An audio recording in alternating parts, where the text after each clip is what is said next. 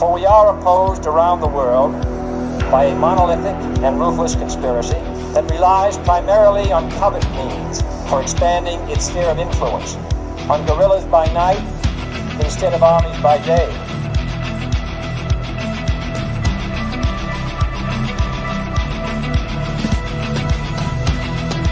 On infiltration instead of invasion, on subversion instead of elections.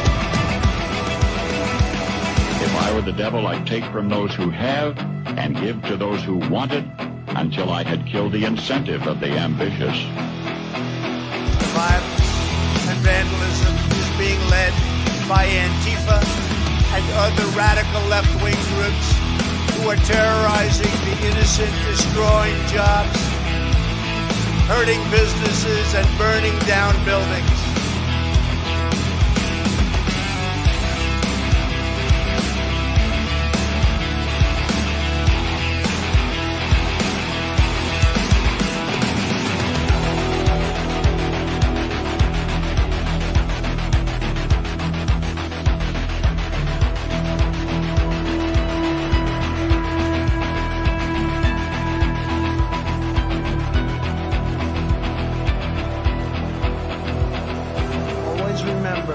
They are coming after me because I am fighting for you. That's what's happening.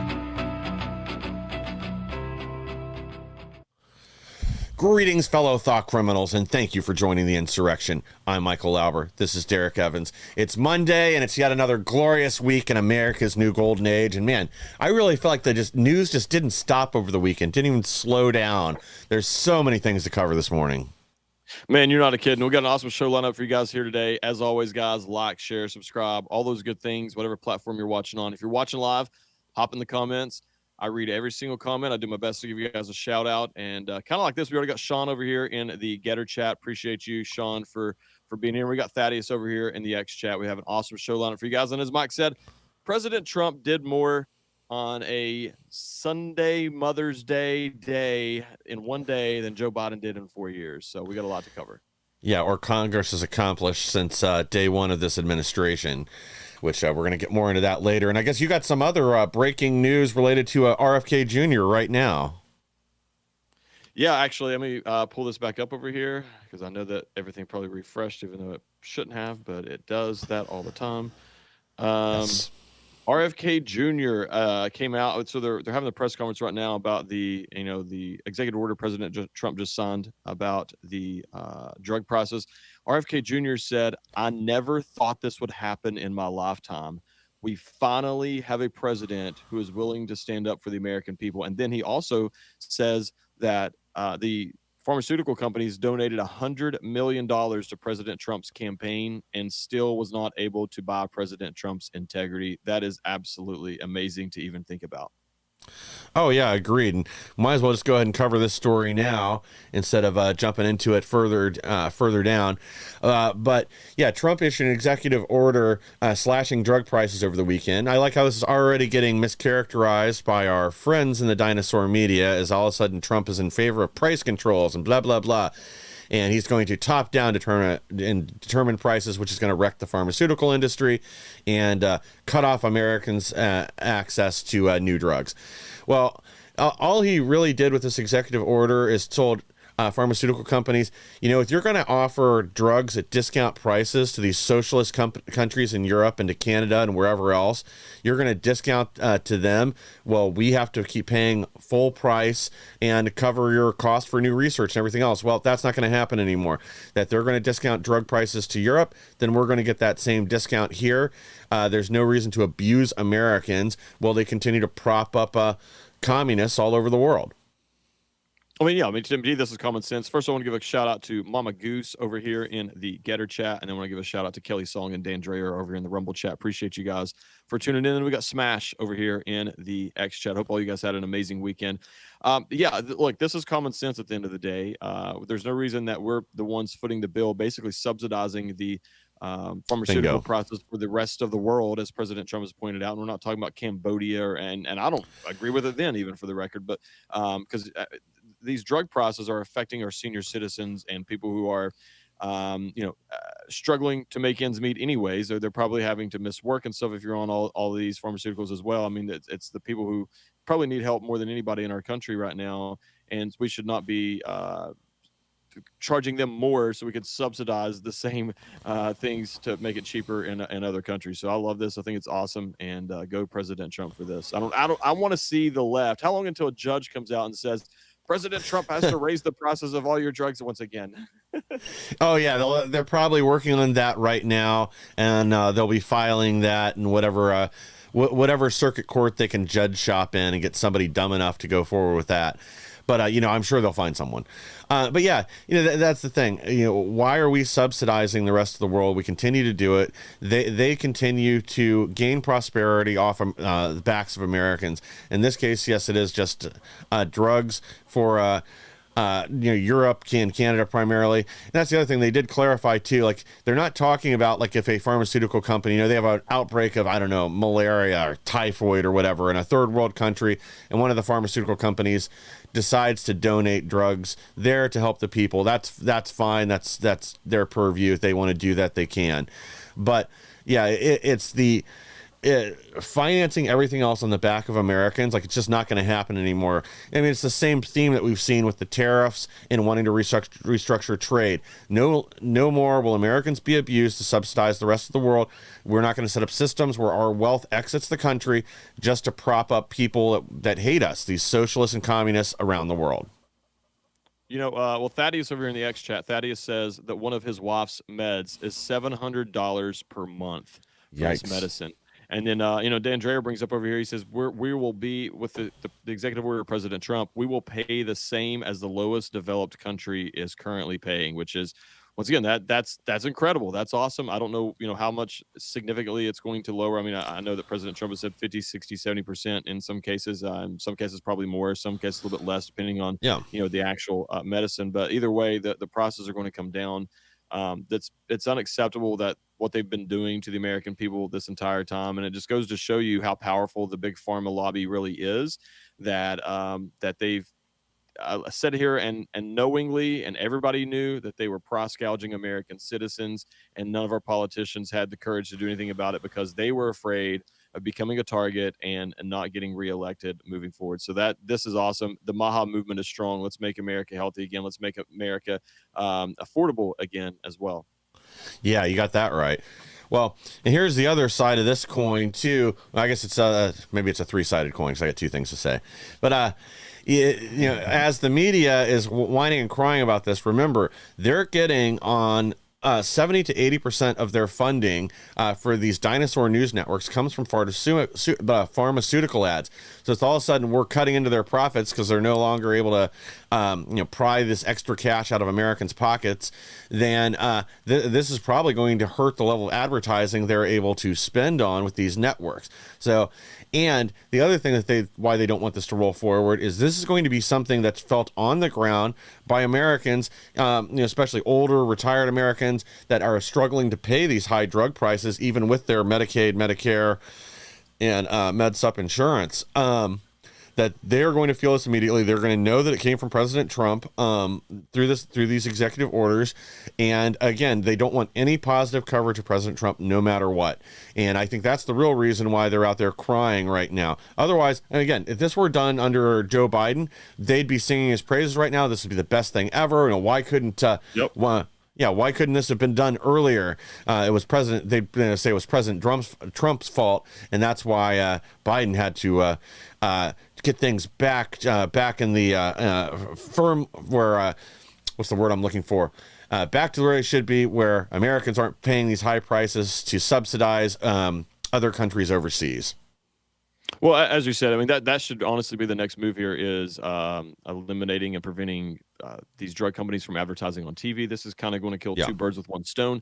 This is going to hurt the pharmaceutical companies who are out here profiting off of the ability to poison American citizens, basically, and getting Americans addicted to things. I mean, we are one of the most drugged up, we are by far the most drugged up country in the entire country in the entire world, and we are the least healthy out of the developed nations so far. Yes. So there's a direct correlation there. So in addition to that, though, if we were to ban big pharma from advertising on TV, it would also cut off a tremendous amount of funding to the left-wing media, who is out here just pushing propaganda every single day. They would have to go back to actually attempting to appease viewers and get their advertising from that, as opposed to just basically getting charity from big pharma at the end of the day to prop up the left-wing media. So that would kill two birds with one stone. Yeah, and I'm definitely there for it. Well, the other big story we had over the weekend was the U.S. and China have apparently reached a trade deal. U.S.-China reached agreement to lower tariffs and 90-day cool-off period. So this isn't a full-on trade deal. That 90 days, if we don't reach a real agreement, these will go back into effect. But honestly, I kind of feel like we should have left this stuff rolling for at least another 30 days. We've already seen, China's just being crushed by this stuff, by not being able to export, and internally, their own tariffs on materials, which China has dropped a lot of them, but that had crushed a lot of their industry.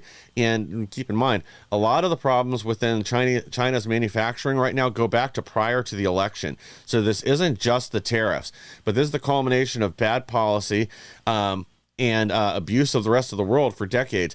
So we did get a decent amount out of this. They've agreed for the next 90 days to go to a 10% tariff, same as the UK. I guess China's going to continue to tariff us for 10% as well. They've also agreed to crack down on the fentanyl production, the fentanyl precursors, and other things. We'll see if they actually do that.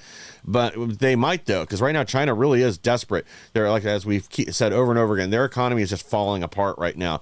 That there's tons of manufacturers being forced to close their doors. This has rolled over, exacerbated their banking and real estate crises. There are protests in the street.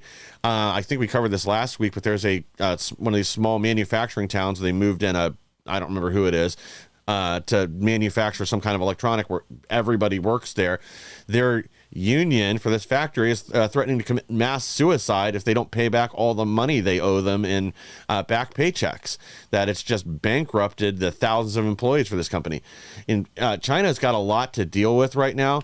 This may give them a brief reprieve, but we'll see what happens. I think the major damage has already been done. They're desperate for any kind of solution now, just to look like something's moving forward out of this.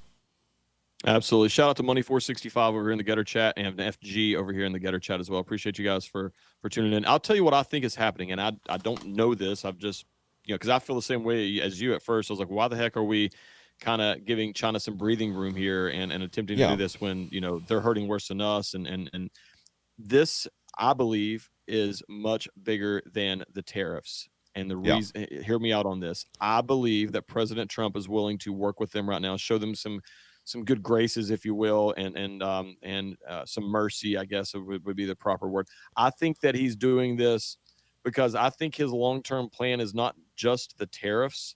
He wants American businesses to have access to the Chinese market. It's a huge market. It's not as big as America, obviously, but it's a huge market. I believe that is the long-term plan here is in addition to tariffs, is opening up the Chinese market to allow American products to be shipped and sold there, because right now we're completely cut off out of the Chinese market in terms of having stuff on their shelves and things. I mean, they buy some things from us that they can't get from anywhere else, like the stuff to make their plastics and stuff we covered a while back. But I mean, in terms of just normal household goods and stuff or whatever, it's not allowed into the CCP, into the market. So I believe that is his long-term plan. And that's why he was saying, hey, I think that's why he's trying to work with them, because he's trying to get to that point of not just the tariff, balancing those things out in terms of the trade deficit, but opening up that market to where U.S. companies would have the ability to ship stuff and be sold into China, because there's a ton of people there. That's my thought.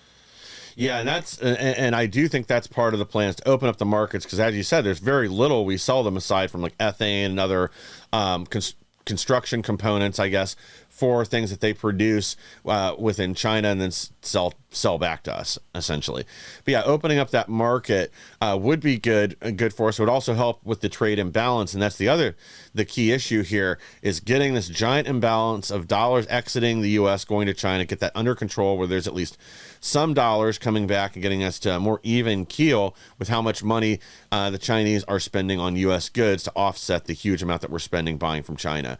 But it doesn't end there. We did learn something else out of these. Before we get to that, I want to say there's one more point I believe here on this. I Sure. believe that as over the next 90 days, we are going to announce trade deals with a lot of other countries. Yes. And that's going to, in 90 days, if we're back to where we're at right now with China, let's just say that we don't accomplish anything in these 90 days and we go back to where we were yesterday or whatever, we will be in a much stronger position because we would have already announced our other trade deals with other countries. We kind of already got the rest of them out of the way, and then we could put more focus onto them. And then I believe that's going to give us more leverage in those negotiations once, because we already announced the deal with Europe, with the UK.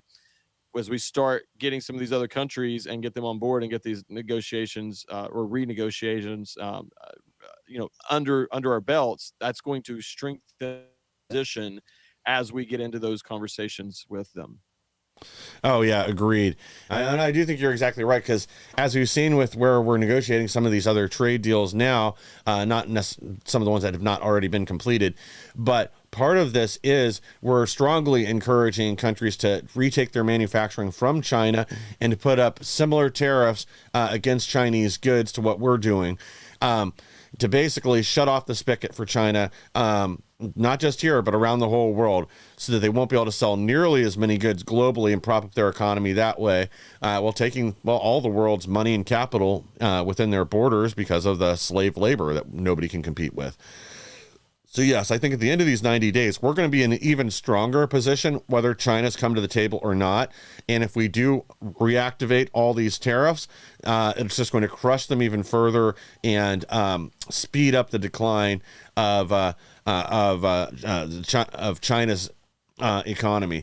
That it's already basically, they've already put the brakes on it. They're not reporting back economic data. Things within their borders just keep getting worse, and that is going to continue, I think, largely despite these tariffs being lifted for the next 90 days. But this also provides a brief window for companies here that are still reliant on China for manufacturing to buy up goods, to warehouse them without having to pay these larger tariffs, so that if this does continue, if China doesn't come back to the table and really negotiate, that we won't have the media trying to strong arm the American people into believing that this trade war is going to be catastrophic because there's a few goods that suddenly are hard to find on the shelves that we're getting from China. Like right now, I mean, I'm not saying that they hurt us, but we're still depending on a lot of things from China, and in 90 days that could look a lot different. We could have already negotiated with some of these other countries where we're getting some of these products, some of these materials or whatever from other countries, which then gives us a much stronger negotiating position and place of leverage when we go back to renegotiate with China. And it's like, well, we don't have to have that from you. Right now we do. So it's like they have a little, I mean, we have more leverage than they do. I'm not saying that, but like, they do have some things over our head. But if we've, in the meantime of, President Trump had mentioned that, he told Pakistan and India, hey, if you guys cut this out, we'll do a trade deal. We'll trade with you guys. But if you're going to continue doing this, we're not going to trade with you. So, what if, next time in 90 days, some of these things we might have already negotiated and we're going to be getting those same products from India. Now we go to China and be like, well, we don't really need that from you anymore. So this is the way it's going to be. We don't care because we don't need access to those products from you. We're getting it from India or wherever. And therefore, if you want access to the American market, 90 days ago, it was going to be this, but things have changed. We are in a much stronger position now. So now we're going to need this, and it's going to be a much higher number of some sort. And so I think that's kind of the thought process here is let's see what we can negotiate with these other countries, kind of keep things relatively stable right now for the time being. Let's see what we can get negotiated with these other countries, and then come back to the negotiating table with a much stronger position and a lot more leverage in the negotiations. That's just my thought process. I don't know, but that's just kind of how I'm seeing it from over here. Well, again, it seems accurate. Another little side note here that we also learned from the India-Pakistan conflict over there is that China's military and a lot of their machines, their planes and everything else aren't they don't live up to the hype. So this also means they're not nearly as big of a military threat as we're starting as observed as people once thought they were. So I mean, this has also been extremely damaging to their ego. Let's go ahead and pull this next one though, because this is also related. Well, Treasury Secretary Bessent, the Chinese told us once Joe Biden came into office, they just ignored their obligations, yeah, I'm not surprised. I mean, we know the Biden crime family was a wholly owned subsidiary of the Chinese government anyway, that they were basically just CCP agents with all the kickbacks they were getting through Hunter and then laundered back to the rest of the Biden crime family. We know they were paying for access and a number of other things going back over a decade. So this is par for the course. Like, I mean, this is shocking, but I'm not surprised. I'm not surprised either. It's funny because it's like we had a trade deal negotiated. Joe Biden didn't enforce that, and then they actually admitted it and said, yeah, when Joe Biden came in office, we were just like, we don't have to do that anymore. You know, we'll just do whatever we want, and they weren't held to that. So once again, I mean, Joe Biden destroyed our country in more ways than we could ever imagine. To be honest with you, the more you learn about just how incompetent, I don't even say incompetent, how evil. I believe we'll just say detrimental, because regardless of their motive behind it, the illegitimate Biden regime was extremely detrimental to the United States and what we're trying to accomplish. So I wanted to give a shout out to Nano over here in the X chat. Appreciate you for tuning in as well. And man, it's just there's so much going on. Dan Dreyer over here in the Rumble chat says that this may be the biggest day for the Trump team to date. I have to agree with that. There is so much going on. We've said it a couple times on here. Like, if you guys follow me on X and stuff, I mean, I cover President Trump and the administration pretty extensively in terms of, you know, what's going on and post news clips and all that stuff. Like, I literally get tired, and I'm not just saying that as like a figure. Like, I truly get exhausted sometimes of keeping up with them. Like, every time you finally clip up the previous interviews and get all your posts and stuff made, and you turn around, he's doing another press conference, he's doing another executive order, he's doing something else, and it's like it is literally impossible to keep up with this man. I don't know how he does it. Not just him, the entire administration, they are working their butts off. Everybody except for our Republicans in the Congress and the Senate for some reason. Everybody else is working really hard. So when we got some information on that, we're going to cover after the break here as well. Go ahead, Mike. Yeah, well, a couple things. You know, I don't think we're ever really going to know the total amount of damage that the Biden regime did to the United States. Like, how many jobs did this cost us ignoring that? How much of our treasure left the country that did unnecessarily? And this lack of enforcement, how else did that embolden China to make other moves that are still harming the United States today? And that's the problem with having a president that's a wholly owned subsidiary of a foreign nation. But yeah, you're right. Every morning we have to decide what stories we're not going to cover that would normally be giant breaking stories or huge news, just because so much happens. There are so many things that we've skipped or haven't been able to get to just because there's so much that happens every single day under this administration.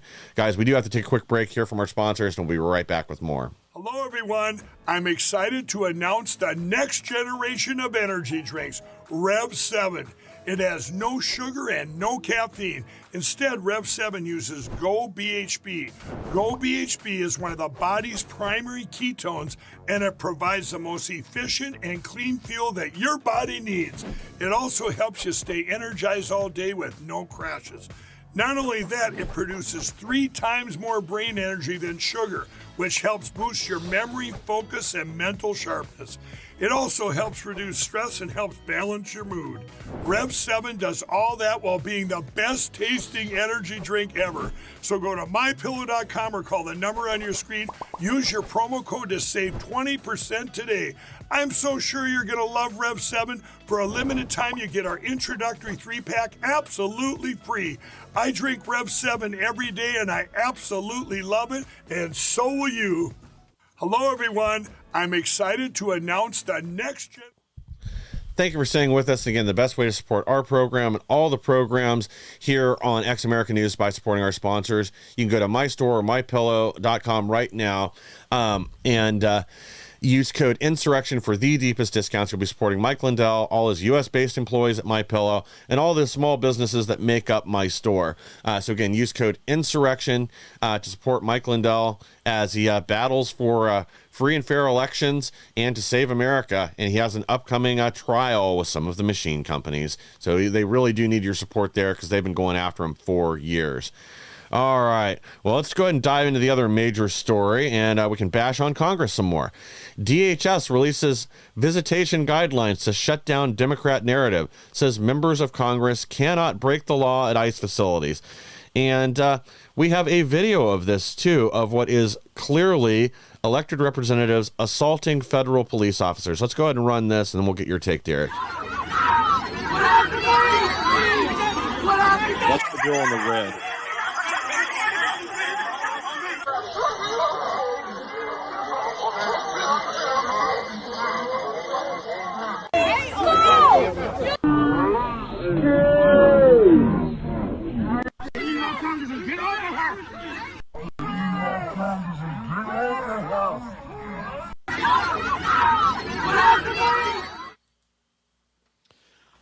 I first want to say, if this woman's not charged and arrested, then shame on the Trump administration, shame on Pam Bondi, shame on whoever's in charge of doing that. Seriously, that's just all there is to it on that.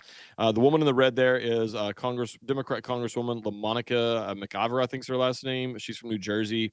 100% assaulting police officers, 100% pushing, shoving, hitting police officers while attempting to storm an ICE facility. And here's the kicker with all of this, right? So we don't have to wonder why they were doing this at the facility. They have come clean in interviews and said that they were doing so attempting to help the people who were being held there. Well, who are the people being held there? The people being held there are foreign terrorist invaders of the United States of America. The people who are being held there are currently being deported under the enemies. I can't remember the name of the Enemies Act. That President Trump has been using. So these people are officially labeled as foreign terrorist invaders and officially labeled as enemies of the United States of America who invaded our country. Giving aid and comfort to an enemy of the United States of America is treason. Okay? Yeah. This is what, if you really want to talk about the definition of the law and go right down the line, you could argue, I'm not saying that 100% is, but it could be argued that they have committed treason. Now, let's just take that aside for a second. At the very least, this is assaulting a police officer. This is obstruction. This is so many other things associated with this. What's funny is, and I should have sent you these clips, Mike, there was a clip of Bonnie Coleman. She's another Democrat congresswoman from New Jersey who was there as well. She's on CNN. She is speaking about this incident, saying that they were the ones that were being pushed and shoved by. But at the same time, in the background, CNN is actually playing that clip of the Democrat congresswoman hitting police officers. The hypocrisy runs deep. These people have got to be. They're going to continue. They're going to continue ramping this up. It's going to only get worse until we start arresting these people and holding them accountable. Yeah, and that's the Alien Enemies Act. That's what you were trying to remember there. But. Yeah, you're exactly right. Like, we keep hearing, nobody is above the law. Well, I don't know. Maybe we all need to tag this video on Twitter and then copy it over to the DOJ and say, I have evidence of physical assaults, felonies taking place that elected members of Congress are participating in. And make some kind of real push to get justice here. Because again, like you said, until they learn the lesson, it's going to keep happening. This is political theater. They don't care at all about these people behind bars. They just think it can help them politically right now. And so they're out there acting like fools, trying to save these people, these criminal, illegal aliens that are harming people in their district. These people are already guilty of other crimes, of violent crimes, of felonies, assaults, selling drugs, murders, other things. And this is who they're standing for. So yeah, we need to arrest them, and we need to just watch the Democrats flip out and lose their minds over actually having equal consequences under the law. Right now, they think they're above it, and unfortunately, they're going to be proven correct if we don't make some arrests here.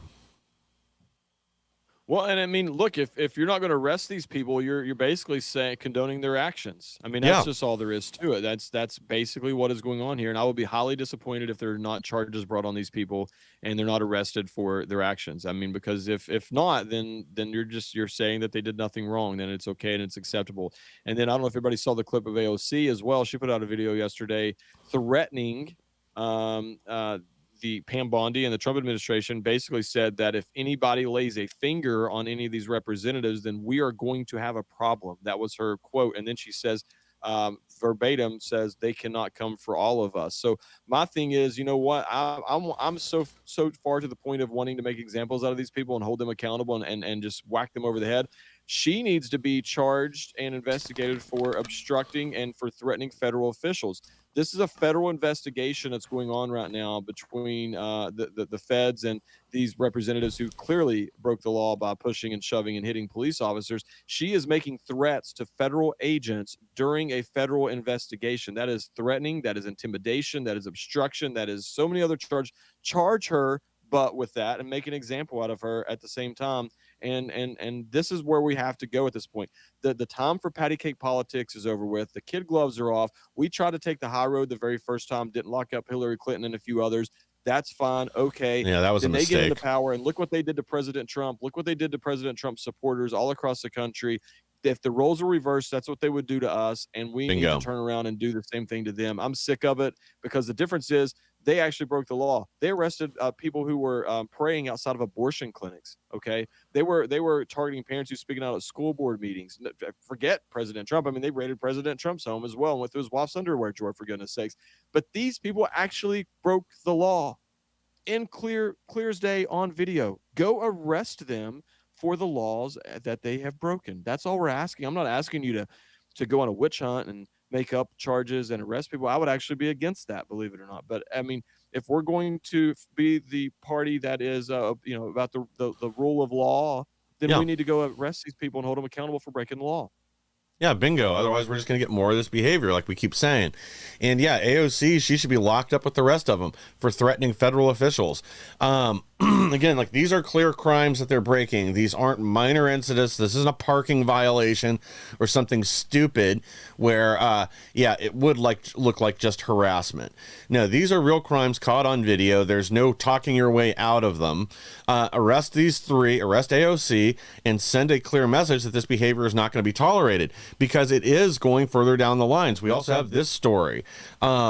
Worcester Police Union demands investigation into city councilwoman for assaulting officers, inciting mob to block arrest of illegal alien accused of attacking pregnant woman. So this is already trickling down the ranks to their local officials and state level officials that it's okay to assault federal officers and attack people carrying out deportations that are enforcing the law as written.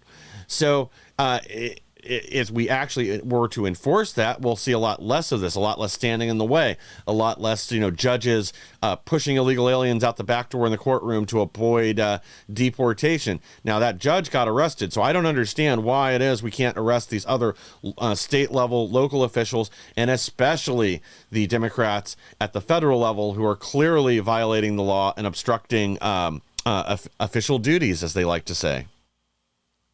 Can you pull that back up for me just for a second? Because there's 6 words that are very, and I'm not going to remember them. So this whole thing is crazy. I mean, and I get that the accused of attacking a pregnant woman, like it makes it a little bit more emotional.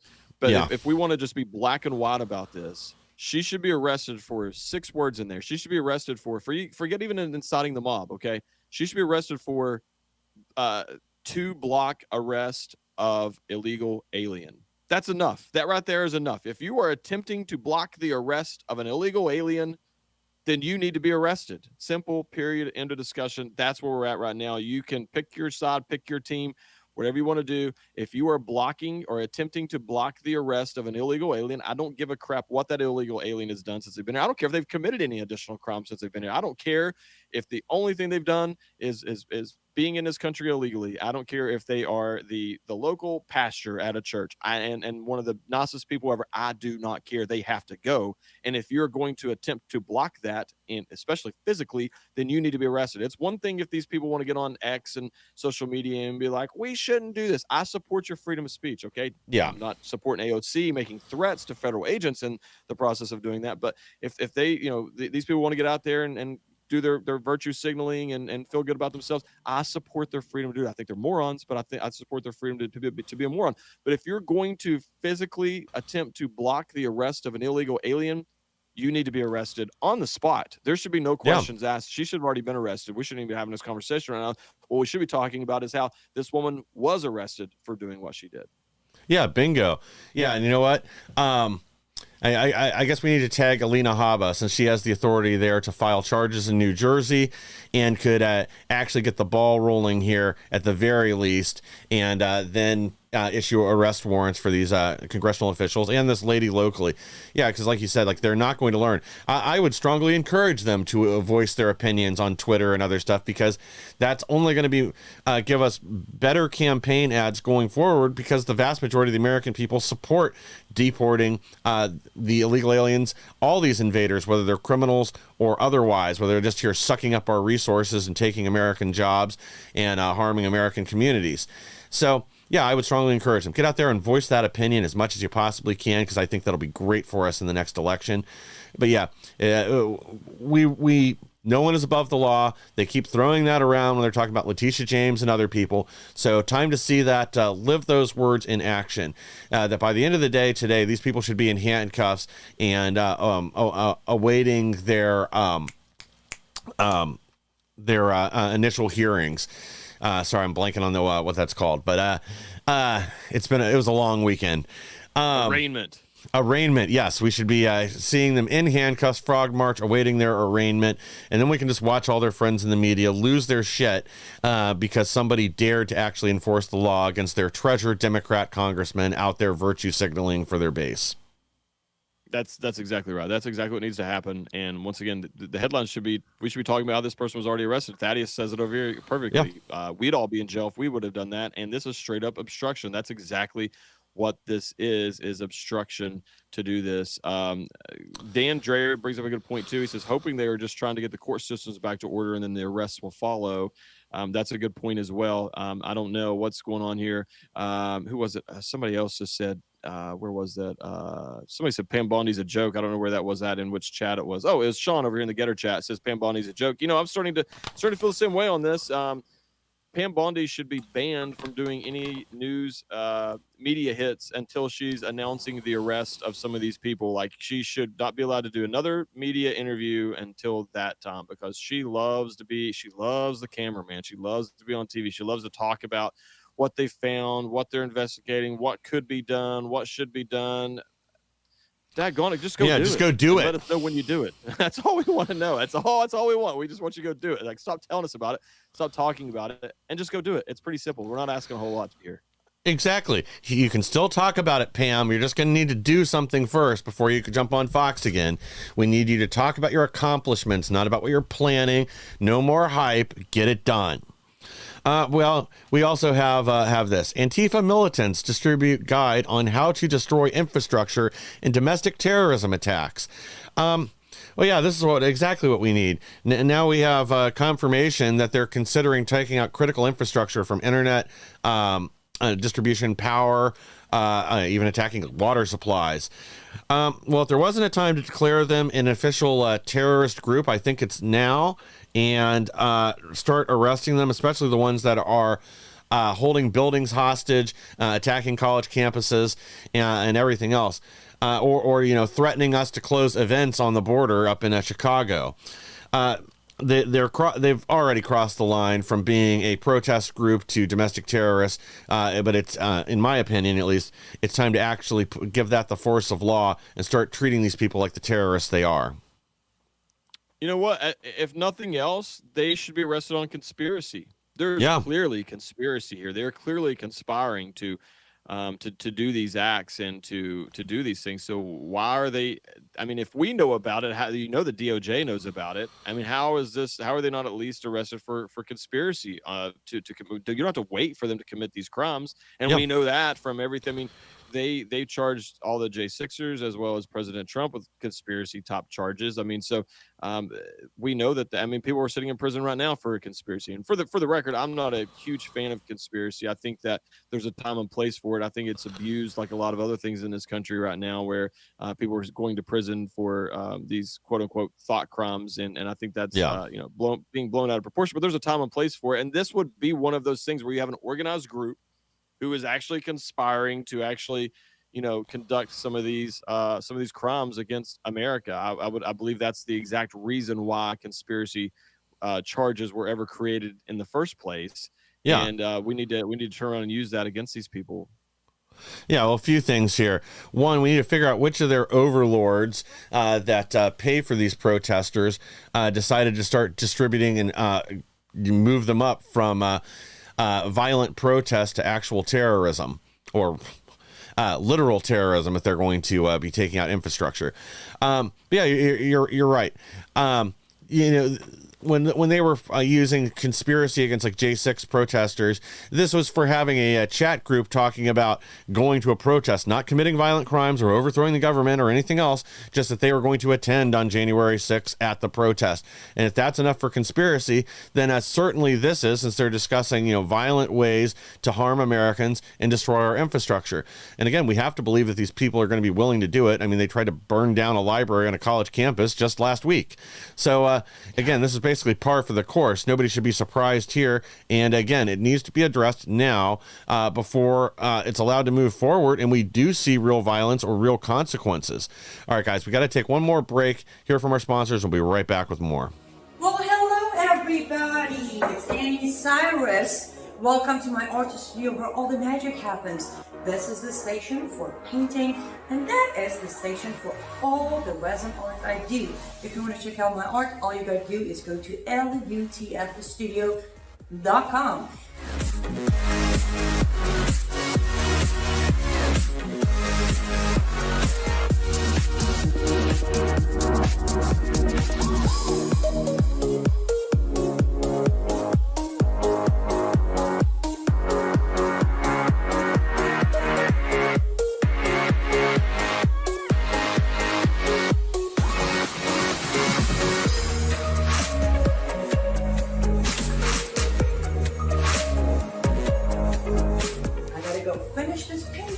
But I'm sure for this, I hope I'll see you at lutfstudio.com. Thank you for staying with us. And again, the best way to support our program and all the programs on Ex American News by supporting our sponsors. You can do that by going to lutfstudio.com right now and getting yourself a unique, one-of-a-kind, handmade piece of artwork from Annie Cyrus. And remember, she does take custom orders too.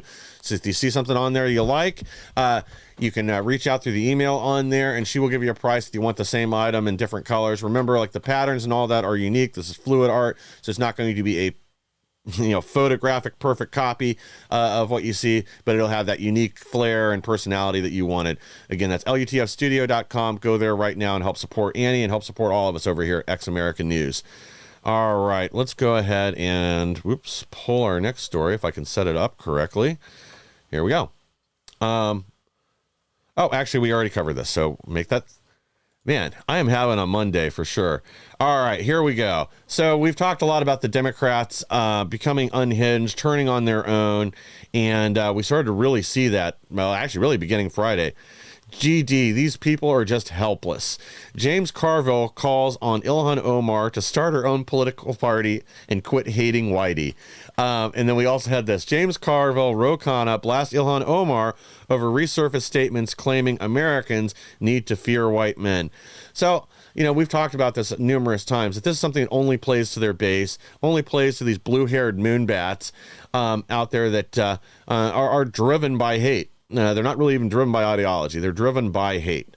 And they are not going to pick up the middle, any other voters. And that's kind of what Carville was talking about, is the more her and AOC and others run their mouth out there fomenting this hatred towards everyday Americans, the less routes they have to pick up the middle. Like, they've totally lost the middle of the country right now. The air quote independent voters, they've lost more than half of their own base of Democrat voters. So they're already in a hole, and these representatives are not helping them dig their way out of it. But I don't think they're going to go anywhere or change anything anytime soon. I think the Democrat Party is just going to be fractured going forward. And I think they're going to have real trouble at the midterms, unless the Republicans still can't get their act together. Well, to your point, I had a recent conversation with a white suburban woman that I know and have known for quite some time, and she used to be very, I would say, moderate. I don't know which way she previously voted. It wasn't really, we didn't really get into detail of, like, are you voting for Trump or Biden, or or did you vote for Trump early? I don't really ask those questions of people unless I kind of know that I can, sort of thing. And but I know for a fact that this woman was definitely in the middle. I would say that this woman was a definite swing voter. I would say if you looked at her ballot, she probably voted for both parties on the same ticket. I guarantee, I almost would bet my life on that.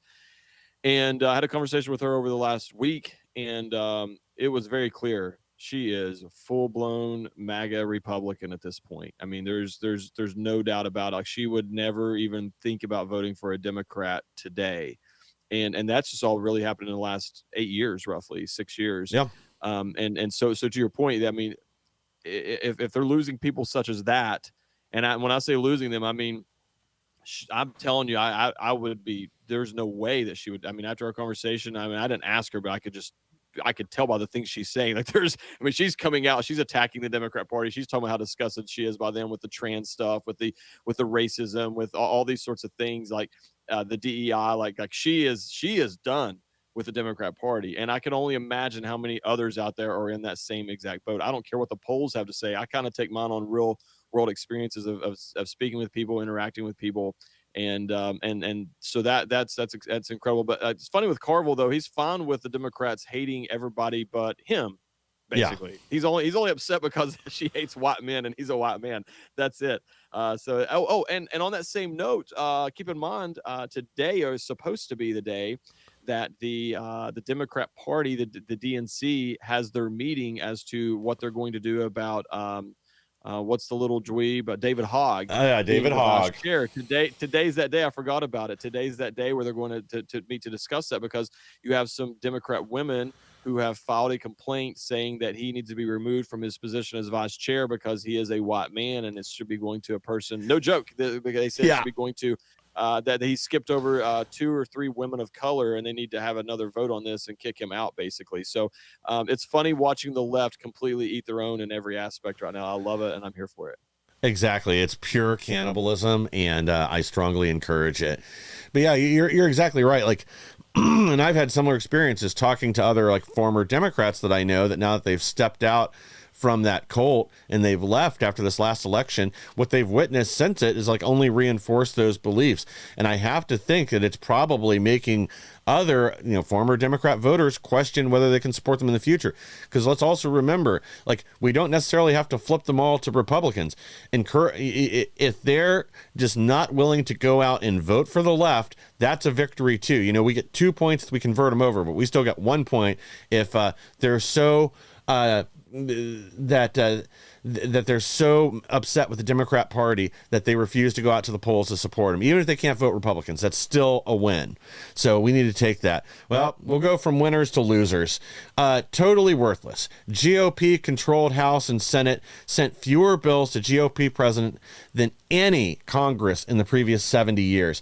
And this is something that you and I have been harping on for the last several weeks, that, why can't they just take these executive orders, put them into a bill, reword things where necessary, and pass that through the House, send it to the Senate, and make them vote against President Trump, make the Democrats continue to stand against policy that the American people want, and be on record with votes, and then we can use that in the next election. But these spineless little weasels won't even do that. They can't put any legislation forward that helps Americans. Instead, they'll rename post office and do other useless, spineless garbage. Like, what did they finally pass last week? But I remember it being weak sauce too.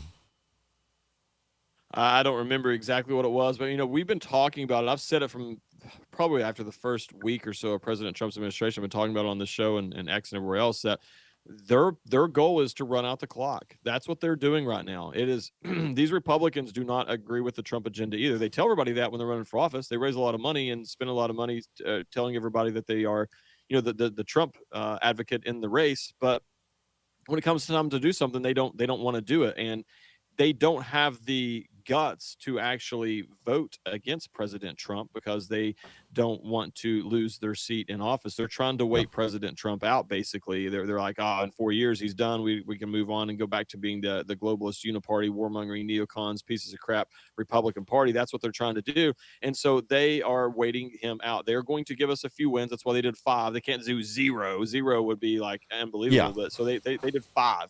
Okay, and that's what they're going to do. And you got to think in another year from now, okay, so another 200 days roughly from 200 and some days from where we're at right now, or from the beginning of the Trump administration. He's already got 100 some days in. In another 200 some, then they're going to be into the campaign mode. No, you're still there. They're going to be in campaign mode. And so now they're going to be talking about that. Well, we can't do that now because we got to win the midterms. You guys got to vote for us so that the Democrats don't get in charge. And then they turn around and go over, fight against President Trump for the last 2 years. That's what they're going to do. So they don't have to wait him out the entire 4 years or 2 years. They just got to wait him out for about another year at this point. And then that's what they're doing. It's frustrating. It's sad. It's pathetic. Shame on all these spineless jellyback rhinos in our elected positions. Yeah, exactly. If this behavior continues, which it probably will, we better start seeing some congressmen that get it out there calling out Congress for exactly what they're doing, for refusing to act. We need some strong voices out there within Congress to start pushing for this stuff, to write up the bills, to submit them, and then put it on Mike Johnson for not bringing it to the floor for a vote, and turning it back on these weak senators. Same thing. We should have seen them out there protesting, and when they refused to move forward with what's his name's nomination, I just blanked out last week. Ed Martin. Ed Martin. Why couldn't anybody in the Senate speak up in support of Ed Martin and call out the others for refusing to vote on him, especially for weak reasons? But they protect their own more than they love America, more than they love the Americans. They're not there. They're clearly not there to enact our will. They're there to try to slow things down and pretend to do something for the time being until it starts to really affect them. And then, maybe they'll consider putting one bill together. It's just so frustrating. We got the Trump administration working extremely hard. And I don't mean just President Trump, his cabinet picks, the Doge people, all of them. The MAGA base is still fired up. I would argue that most of the people who are in the MAGA base on social media are working harder than our members of Congress are right now for the Trump agenda. This is unacceptable. We're going to have to hold these people accountable, and we're going to have to replace these people. I mean, that's just all there is to it. And a lot of times voters are only moved by, did they vote against President Trump? Well, we need to have a higher standard than that. Are they fighting for the Trump agenda? Are they fighting to put America first? If they're not fighting to do those things, then they need to be replaced. They need to be primaried. They need to be removed. They need to be voted out of office. Just being a warm seat and pushing a button to promote President Trump when it's convenient, or to promote America when it's convenient, that is not good enough. That is simply not good enough for me anyways. Exactly. We need real warriors fighting for our causes, or we're never going to get anywhere. Well, did we have cocaine on a train in Ukraine? Macron suffers embarrassing moment during train ride into Ukraine. So let me play this video, and you guys can decide if this is a bag of booger sugar or not. Oh, it's a long walk. I'll be back in Poland. And through my bathroom, huh? Yeah. It's literally. We came through Germany, and then we made it to France. German bedroom, and we got through the border. Oh, you just saw it. There it goes. Posing for their photos now. I don't know. I think it's a tissue. That's me personally. I've watched the video. There's a couple other angles too. I've watched the video like 6 or 7 times. It wouldn't surprise me if he does coke. I'm not saying that, by the way. I'm not saying that this guy. But I'm kind of wondering that if Macron did not put this out himself to try to distract from the fact that he's married to a man. That's what I'm starting to think, to be honest with you. He did this himself. Yeah, it could be. Yeah, I'm not sure if this was nose candy or not. I can't decide. I haven't spent too many hours analyzing this video. I just think it's 3 losers on a train, and that's what matters. That that they don't have the juice to get to for this endless war. They're finally coming to that realization, and it sounds like we will have. They're going to have a meeting regarding a peace deal this week between Zelensky and Putin, and I think they're at the point where Ukraine is going to have to make concessions and go along with this, no matter how they want to play it in front of the cameras. That the time's up, and it's time for a peace in Europe. Well, we know Zelensky's a cokehead. I mean, there's no doubt about that. There's tons of evidence, and Hunter as well. I mean, so I mean, once again, it wouldn't shock me, but I mean, I've watched that video. I'm 90% sure it's a tissue. I mean, he just didn't want the tissue in the photo, which I don't blame him for that in that regard. Really quick, I want to give a shout out to Josh C. is me over here in the Rumble chat. Appreciate you for being here. Thaddeus says he thinks it's a tissue as well. So I'm glad I'm not the only one on that. And like I said, honestly, I don't really care, because you know what? I don't care what they do, and I don't care if the people of France don't care. I don't care. It doesn't affect me. It doesn't bother me. I'm so focused on America and worrying about the issues we have here at home that is something that I don't really care what other countries have to say, do, think, any of those things for the matter right now, until we get our own house in order here in America. That's where I'm at with it. We got to be laser focused on fixing America, because we have a very short window of opportunity to save our country. Exactly. Who cares what these losers are shoving up their nose? It doesn't affect me in the slightest. All right, let's try to sneak one last story in here for the end of the show today. Separatism is surging in oil-rich province of Alberta, where many want to ditch ultra-liberal Canada and become the 51st state of the United States. You know what? I'm for it. I think this would really drive a wedge between all these leftists in Canada anyway. This is a very conservative state with resources, and the people there support President Trump, unlike the Moonbats and a lot of the rest of Canada's territory. So, you know what? Let's take them. This gives more electoral votes to Republicans. Not that they're doing anything with the power they've been given anyway, but at least they're not going to suicide us immediately like the Democrats will. I'm telling you right now, we need to really push this in our country right now. We want, and I've been very open, we do not want Canada as the 51st state. We don't want a left-wing extremist state that is that large, especially. We want Canada, okay? But I'm telling you right now, we want Alberta as the 51st state. It is a conservative safe haven, without a doubt. It would give us 2 more conservative Republicans in the Senate. It would bring more electoral college votes to us that are safe. It would be a safe red state, and they have resources, and they want to join us. We need to actually really start pushing this movement. They are pushing it really hard on their end. We need to help them. This would be incredible. If we could get them and Greenland. Let's just forget about Greenland for a second. If we could get Alberta as the 51st state, it would be difficult for the left to really ever. They might still win the presidency. It would be hard for them to win the Senate again moving forward. I feel like we would control the Senate, I would imagine, for years to come if we could get them. That's huge, man, and we should really push for this. Well, agreed. Yeah, we definitely want Alberta. We want the resources. We want these good people. And you know what? They should be liberated from the insane policies of the Canadian government. So they deserve liberation. We can do that without firing a shot by making them the 51st state. You know what? I'm going to try to find some people behind this movement, and we'll bring one of them on maybe this week or next week to discuss this. Because again, I think this is a great idea. And like you said, it has massive benefits politically. So we should certainly pursue it. And you know what? We should take Greenland too, because same thing. The people there are more conservative than not. And if you really want to save elections, prevent the Democrats from ever taking power again, we really need to push the SAVE Act through, and we need to legislate free and fair elections at the federal level, put requirements in that'll eliminate this cheating that's gone on. And for as much as they're in denial about it, we just had 2 more cases move forward within the last week on election fraud. We had numerous Democrats arrested in Texas and another group arrested. I can't remember where now, but sorry, go ahead. Oh, no, I was muting my mic because my kids are making a little bit of noise. That was all. Okay. But yeah, I think this is good for the United States and good for the Canadians in Alberta suffering under their tyranny.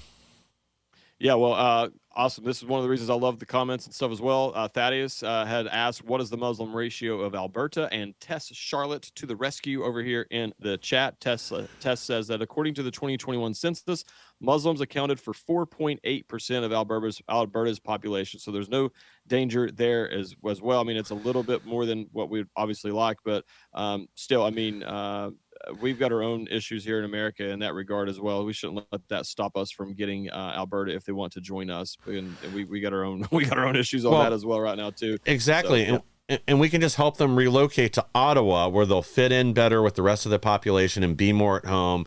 And, maybe they can implement Sharia over there for them just to make them really feel welcome. All right, guys. Unfortunately, we are out of time for today. Please like, share, and subscribe. Help us to grow so we can bring more people the news the mainstream media doesn't want you to hear.